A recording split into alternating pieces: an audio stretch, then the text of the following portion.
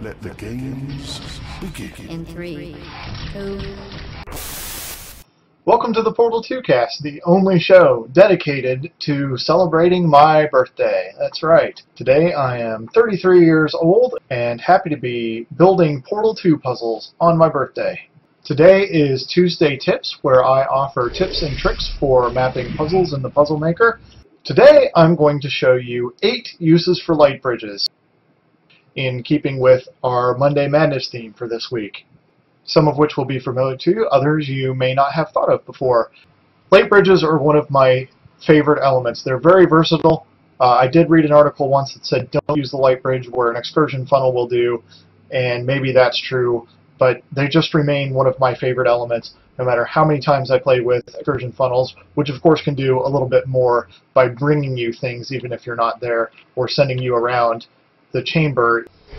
Some uses for light bridge are fairly obvious because they were in the campaign. First among those, of course, is using them to block turrets. Second, we will quickly go through crossing pits, and third, rescuing cubes.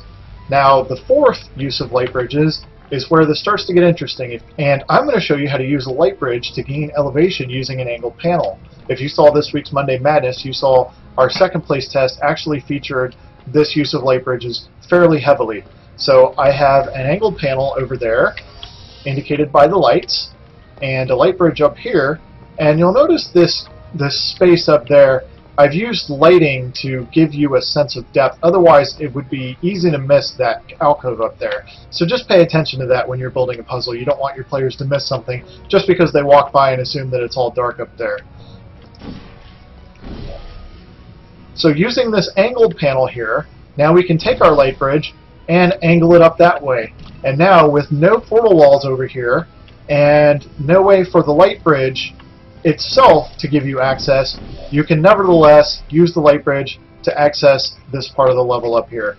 Use number 5 is a little bit cheesy. It's a bit of a hack, gimmick, trick, whatever you want to call it. And it's using light bridges to gain elevation in a way that's usually not intended. But as a puzzle mapper, you're going to want to be aware of this, even if it's just a way for people to cheese your puzzles. I had to be aware of this in specifically one of my tests where it could be abused. I haven't encountered it elsewhere, but I'm going to show it to you anyway. You can light bridge exit this, and then the player can actually use his exit to climb. Now, of course, if he can get on the light bridge, there's easier ways to get up here than climbing, but you may have a puzzle where you can't get on the light bridge, but once you're on the light bridge, at some point you can use this sort of thing to actually climb even though you're not really meant to. You want to make that non-portalable because they can do this kind of thing.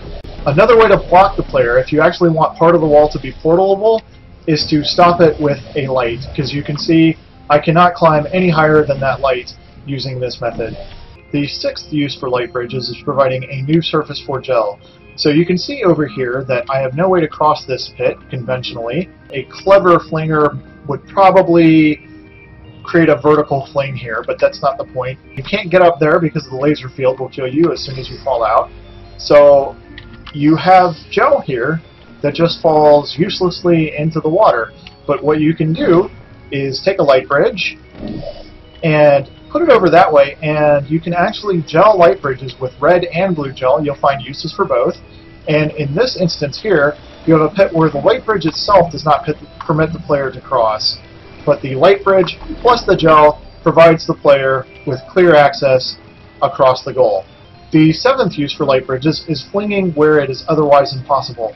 If you look up here, you'll not be able to use that wall for flinging conventionally because of the lasers. However, you can use that floor for flinging. The trick is combining the two with the use of a light bridge.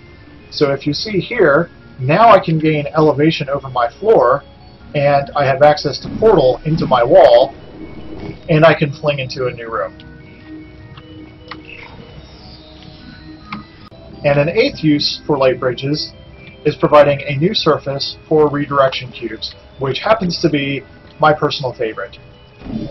So I have here a laser, I have a laser catcher, and my portal wall will not help me reach that laser catcher. First of all, the wall above is not portalable.